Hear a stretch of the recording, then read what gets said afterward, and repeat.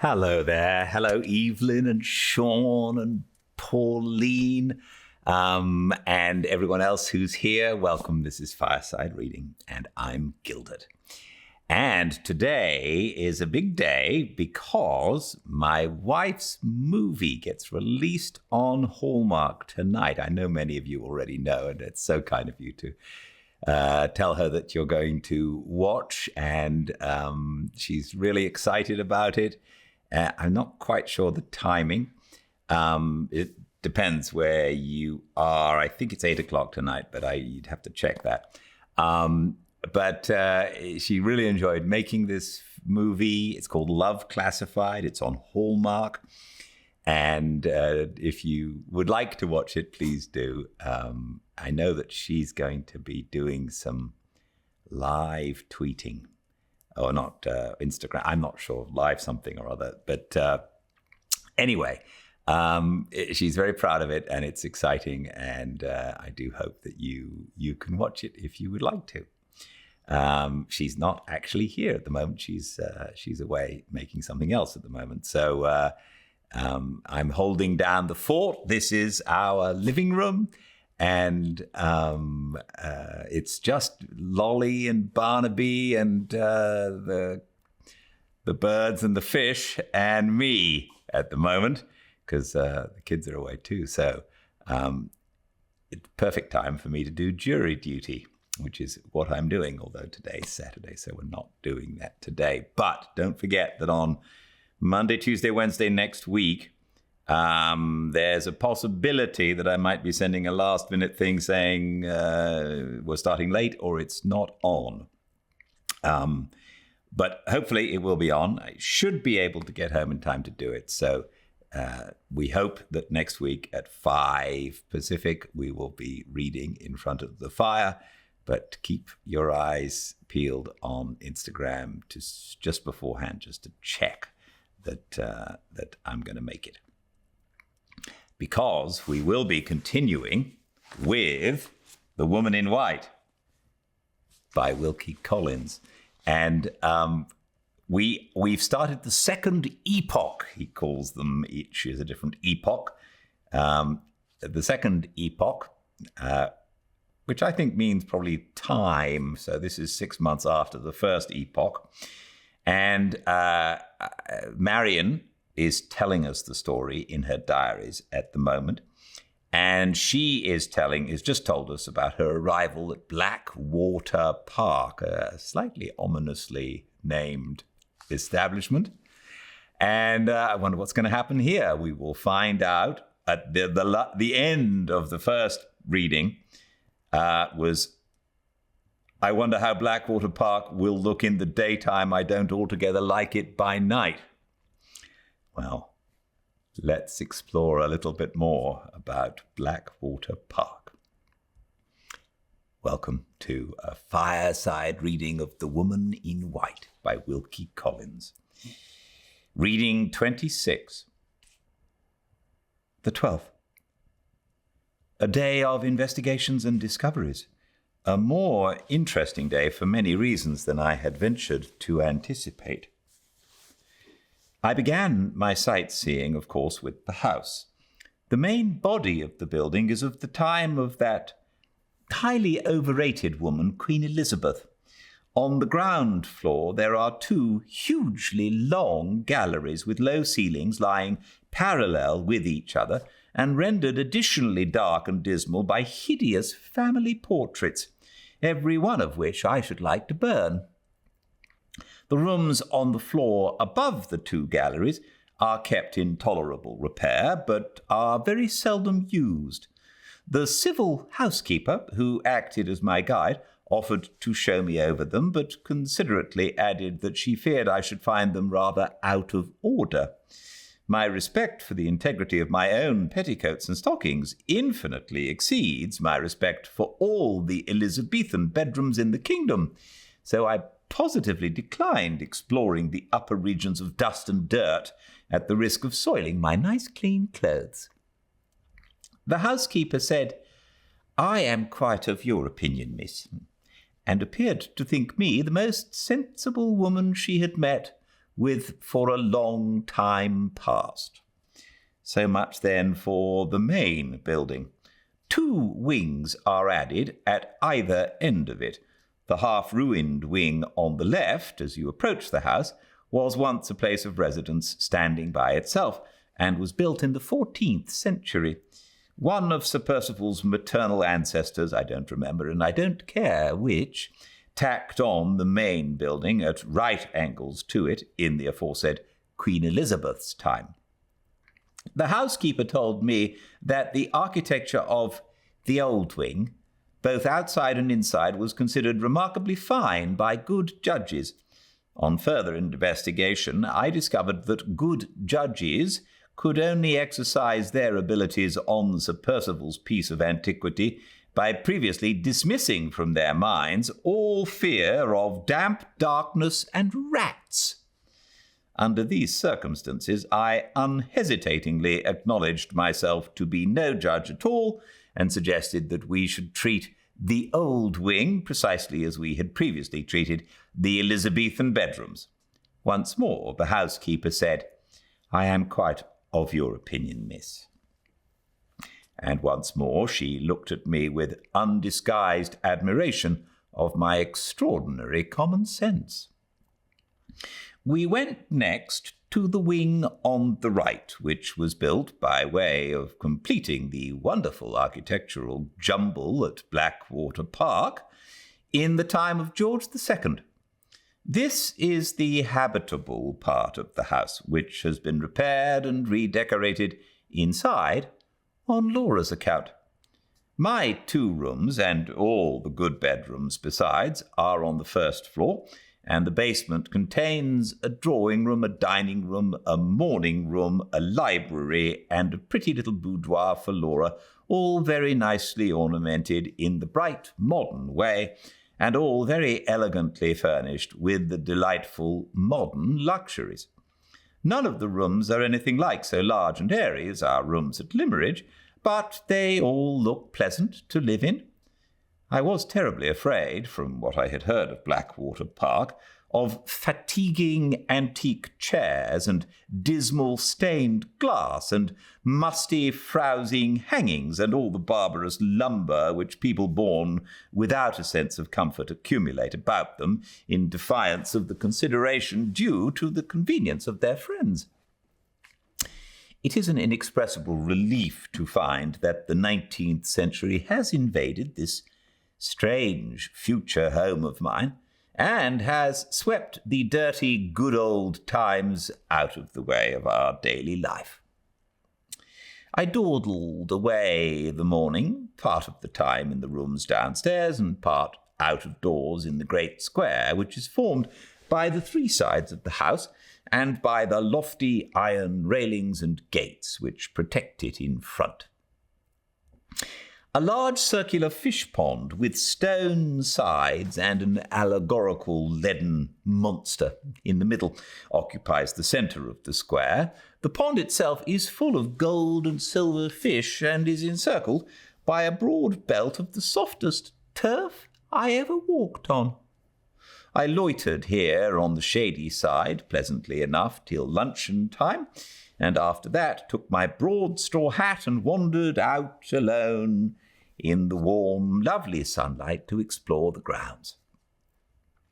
Daylight confirmed the impression which I had felt the night before of there being too many trees at Blackwater.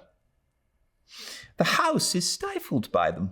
They are for the most part young and planted far too thickly. I suspect there must have been a ruinous cutting down of timber all over the estate before Sir Percival's time, and an angry anxiety on the part of the next possessor to fill up all the gaps as thickly and rapidly as possible. After looking about me in front of the house, I observed a flower garden on my left hand, and walked towards it to see what I could discover in that direction. On a nearer view, the garden proved to be small and poor and ill-kept. I left it behind, opened a little gate in a ring fence, and found myself in a plantation of fir trees. A pretty winding path, artificially made, led me on among the trees, and my North Country experience soon informed me that I was approaching sandy, heathy ground. After a walk of more than half a mile, I should think, among the firs, the path took a sharp turn, the trees abruptly ceased to appear on either side of me, and I found myself standing suddenly on the margin of a vast open space, and looking down at the Blackwater lake, from which the house takes its name. The ground, shelving away below me, was all sand, with a few little heathy hillocks to break the monotony of it in certain places. The lake itself had evidently once flowed on the spot to which I stood, and had been gradually wasted and dried up to less than a third of its former size. I saw its still, stagnant waters a quarter of a mile away from me in the hollow, separated into pools and ponds by twining reeds and rushes, and little knolls of earth. On the farthest bank from me, the trees rose thickly again and shut out the view, and cast their blackish shadows on the sluggish, shallow water. As I walked down to the lake, I saw that the ground on its farther side was damp and marshy, overgrown with rank grass and dismal willows. The water, which was clear enough on the open sandy side where the sun shone, looked black and poisonous opposite to me, where it lay deeper under the shade of the spongy banks and the rank overhanging thickets and tangled trees. The frogs were croaking, and the rats were slipping in and out of the shadowy water, like live shadows themselves, as I got nearer to the marshy side of the lake. I saw here, lying half in and half out of the water, the rotten wreck of an old overturned boat, with a sickly spot of sunlight glimmering through a gap in the trees on its dry surface, and a snake basking in the midst of the spot, fantastically coiled and treacherously still. Far and near, the view suggested the same dreary impressions of solitude and decay, and the glorious brightness of the summer sky overhead seemed only to deepen and harden the gloom and barrenness of the wilderness on which it shone. I turned and retraced my steps to the high, heathy ground, directing them a little aside from my former path towards a shabby old wooden shed which stood on the outer skirt of the fir plantation, and which had hitherto been too unimportant to share my notice with the wide, wild prospect of the lake. On approaching the shed, I found that it had once been a boat-house, and that an attempt had apparently been made to convert it afterwards into a sort of rude arbour by placing inside it a fir-wood seat, a few stools, and a table. I entered the place and sat down for a little while to rest and get my breath again. I had not been in the boathouse more than a minute when it struck me that the sound of my own quick breathing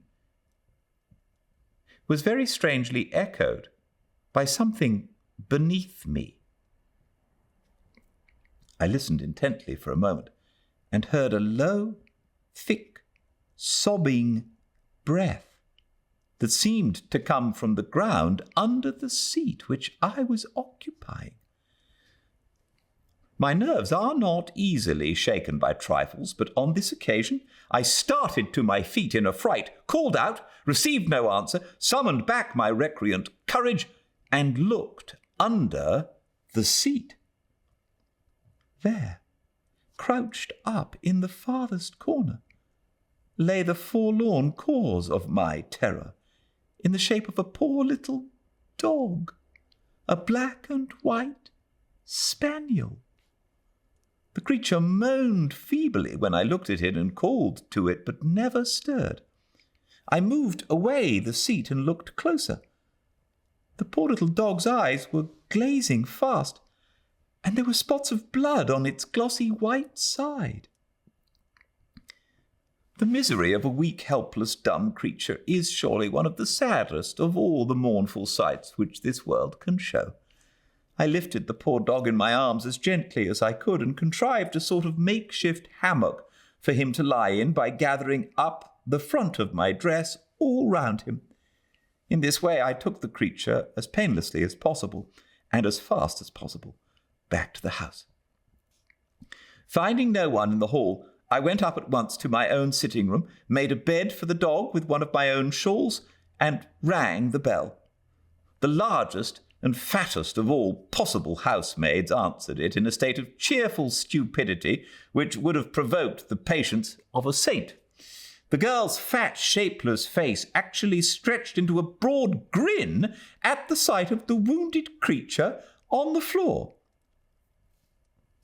"What do you see there to laugh at?"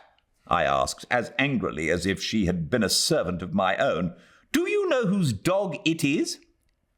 "No, miss, that I certainly don't." She stooped and looked down at the injured spaniel's side, brightened suddenly with the irradiation of a new idea, and, pointing to the wound with a chuckle of satisfaction, said, "That's Baxter's doing, that is." I was so exasperated that I could have boxed her ears. "Baxter?" I said. "Who is the brute you call Baxter?" The girl grinned again, more cheerfully than ever. "Bless you, miss, Baxter's the keeper, and when he finds strange dogs hunting about, he takes and shoots them. It's keeper's duty, miss. I think that dog will die. Here's where he's been shot, ain't it? That's Baxter's doing, that is. Baxter's doing, miss, and Baxter's duty." I was almost wicked enough to wish that Baxter had shot the housemaid instead of the dog, seeing that it was quite useless to expect this densely impenetrable personage to give me any help in relieving the suffering creature at our feet. I told her to request the housekeeper's attendance with my compliments. She went out exactly as she had come in, grinning from ear to ear. As the door closed on her, she said to herself softly, "It's Baxter's doings and Baxter's duty. That's what it is." The housekeeper, a person of some education and intelligence, thoughtfully brought upstairs with her some milk and some warm water. The instant she saw the dog on the floor, she started and changed colour. "Why, Lord bless me," cried the housekeeper, "that must be Mrs. Catherick's house. That must be Mrs. Catherick's dog." "Whose?" I asked in the utmost astonishment. "Mrs. Catherick's. You seem to know Mrs. Catherick, Miss Holcomb?" "Not personally, but I have heard of her. Does she live here? Has she had any news of her daughter?" "No, Miss Holcomb. She came here to ask for news." "When?" "Only yesterday. She said someone had reported that a stranger answering to the description of her daughter had been seen in our neighbourhood. No such report had reached us here, and no such report was known in the village where I went to make inquiries there on Mrs. Catherick's account. She certainly brought this poor little dog with her when she came, and I saw it trot out after her when she went away. I suppose the creature strayed into the plantations and got shot. Where did you find it, Miss Holcomb?" "In the old shed that looks out on the lake." "Oh, yes, that is the plantation side, and the poor thing dragged itself, I suppose, to the nearest shelter, as dogs will, to die. If you can moisten its lips with the milk, Miss Holcomb, I will wash the clotted hair from the wound. I am very much afraid it is too late to do any good. However, we can but try." Mrs. Catherick. The name still rang in my ears, as if the housekeeper had only that moment surprised me by uttering it. While we were attending to the dog, the words of Walter Hartwright's caution to me returned to my memory. "If ever Anne Catherick crosses your path, make better use of the opportunity, Miss Holcomb. than I made of it. The finding of the wounded spaniel had led me already to the discovery of Mrs. Catherick's visit to Blackwater Park, and that event might lead in its turn to something more. I determined to make the most of the chance which was now offered to me, and to gain as much information as I could. "Did you say that Mrs. Catherick lived anywhere in this neighbourhood?" I asked. "Oh dear, no," said the housekeeper. "She lives at Welmingham, quite at the other end of the county, 25 miles off at least." "I suppose you have known Mrs. Catherick for some years?" "On the contrary, Miss Holcombe, I never saw her before she came here yesterday. I had heard of her, of course, because I had heard of Sir Percival's kindness in putting her daughter under medical control. Mrs. Catherick is rather a strange person in her manners, but extremely respectable looking. She seemed sorely put out when she found that there was no foundation, none at least that any of us could discover, for the report of her daughter having been seen in this neighbourhood." "I am rather interested about Mrs. Catherick," I went on, continuing the conversation as long as possible. "I wish I had arrived here soon enough to see her yesterday. Did she stay for any length of time?" "Yes," said the housekeeper. "She stayed for some time, and I think she would have remained longer if I had not been called away to speak to a strange gentleman, a gentleman who came to ask when Sir Percival was expected back. Mrs. Catherick got up and left at once when she heard the maid tell me what the visitor's errand was. She said to me at parting that there was no need to tell Sir Percival of her coming here.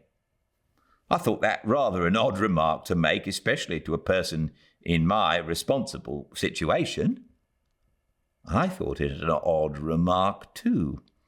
Sir Percival had certainly led me to believe at Limmeridge that the most perfect confidence existed between himself and Mrs. Catherick. If that was the case, why should she be anxious to have her visit to Blackwater Park kept a secret from him? "Probably," I said, seeing that the housekeeper expected me to give my opinion on Mrs. Catherick's parting words, "probably she thought the announcement of her visit might vex Sir Percival to no purpose by reminding him that her lost daughter was not found yet. Did she talk much on that subject?" "Very little," replied the housekeeper. "She talked principally of Sir Percival and asked a great many questions about where he had been travelling and what sort of lady his new wife was. She seemed to be more soured and put out than distressed by failing to find any traces of her daughter in these parts. 'I gave her up,' were the last words she said that I can remember. No, 'I give her up,' were the last words she said that I can remember. 'I give her up, ma'am, for lost.' And from that she passed at once to her questions about Lady Glyde, wanting to know if she was a handsome, amiable lady, comely and healthy and young. Oh dear, I thought how it would end. Look, Miss Holcombe, the poor thing is out of its misery at last." The dog was dead. It had given a faint, sobbing cry. It had suffered an instant's... I didn't read that last bit. At once to her questions about Lady Glyde, wanting to know if she was a handsome, amiable lady, comely and healthy and young. Oh dear, I thought how it would end. Look, Miss Holcombe, the poor thing is out of its misery at last. The dog was dead. It had given a faint, sobbing cry. It had suffered an instant's convulsion of the limbs, just as those last words, comely and healthy and young, dropped from the housekeeper's lips. The change had happened with startling suddenness. In one moment the creature lay lifeless under our hands. 8 o'clock. I have just returned from dining downstairs in solitary state. The sunset is burning redly on the wilderness of trees that I see from my window, and I am poring over my journal again to calm my impatience for the return of the travellers. They ought to have arrived, by my calculations, before this. How still and lonely the house is in the drowsy evening quiet. Oh me, how many minutes more before I hear the carriage wheels and run downstairs to find myself in Laura's arms. The poor little dog. I wish my first day at Blackwater Park had not been associated with death, though it is only the death of a stray animal. Welmingham. I see on looking back through these private pages of mine that Welmingham is the name of the place where Mrs. Catherick lives. Her note is still in my possession, the note in answer to that letter about her unhappy daughter, which Sir Percival obliged me to write. One of these days, when I can find a safe opportunity, I will take the note with me by way of introduction and try what I can make of Mrs. Catherick at a personal interview. I don't understand her wishing to conceal her visit to this place from Sir Percival's knowledge, and I don't feel half so sure, as the housekeeper seems to do, that her daughter Anne is not in the neighbourhood after all. What would Walter Hartwright have said in this emergency? Poor dear Hartwright, I am beginning to feel the want of his honest advice and his willing help already. Surely I heard something? Was it a bustle of footsteps below stairs? Yes, I hear the horses' feet. I hear the rolling wheels. Sorry to do that to you, but the next chapter we will get to tomorrow at the same time and place, 5 Pacific, at Fireside Reading on Instagram. But you have an evening ahead of you of Jackson Hardin family entertainment, if you so choose, with Melora's movie Love Classified on Hallmark. And I do hope you enjoy it if you do have time to watch it. But until I see you all again tomorrow, I hope you all stay very, very well and have a lovely evening. Good night.